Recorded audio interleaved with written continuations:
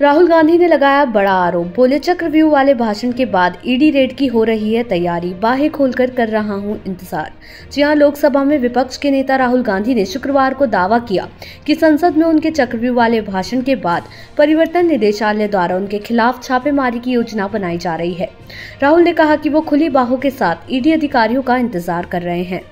Social media platform x पर एक post Rahul Gandhi ने लिखा, जाहिर है दो में से एक को मेरा चक्रव्यूह वाला भाषण अच्छा नहीं लगा।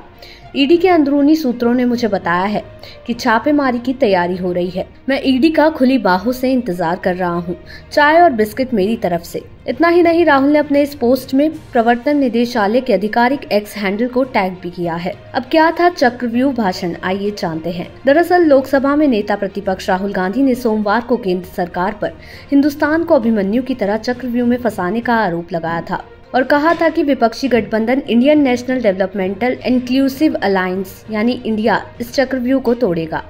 उन्होंने लोकसभा में केंद्रीय बजट पर चर्चा में भाग लेते हुए ये दावा भी किया था कि इस बजट में चंद पूंजीपतियों के एकाधिकार और लोकतांत्रिक ढांचे को नष्ट करने वाले राजनीतिक एकाधिकार को मजबूती प्रदान की गई है, जबकि युवाओं, किसानों तथा मध्य वर्ग को नजरअंदाज कर दिया गया है। राहुल गांधी ने दावा किया कि 21वीं सदी में एक और चक्रव्यूह तैयार किया गया है, जो अभिमन्यु के साथ हुआ वही हिंदुस्तान के साथ किया जा रहा है।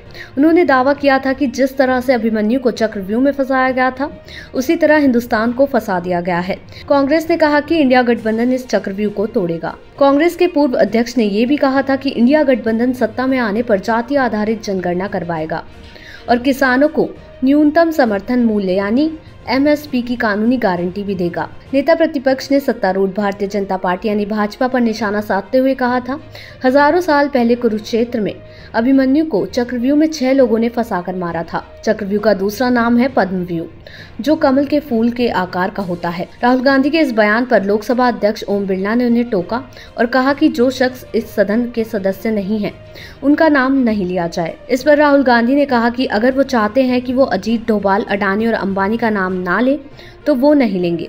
आपको बता दें कि अनुराग ठाकुर ने राहुल गांधी के चक्रव्यूह वाले बयान पर हमला करते हुए कहा कि उन्होंने चक्रव्यूह का विषय उठाकर अच्छा किया, क्योंकि इस देश ने कांग्रेस पार्टी के कई चक्रव्यूह देखे हैं। उन्होंने कांग्रेस पर 7 चक्रव्यूह गिनते हुए हमला किया और कहा कि पहला चक्रव्यूह तो कांग्रेस ही थी। राहुल गांधी के इस मुद्दे पर अनुराग ठाकुर ने कटाक्ष किया और प्रधानमंत्री नरेंद्र मोदी ने मंगलवार को लोकसभा में भाजपा नेता अनुराग ठाकुर के भाषण की सराहना की, जहां अनुराग ठाकुर ने विपक्ष के नेता राहुल गांधी के पहले के भाषण का जवाब देते हुए इसे तथ्य और हास्य का एक बेहतरीन मिश्रण बताया। वहीं प्रधानमंत्री नरेंद्र मोदी ने जमकर अनुराग ठाकुर का साथ दिया। देश दुनिया की ऐसी ही तमाम खबरों के लिए देखते रहें सहारा समय का डिजिटल प्लेटफॉर्म समय डिजिटल।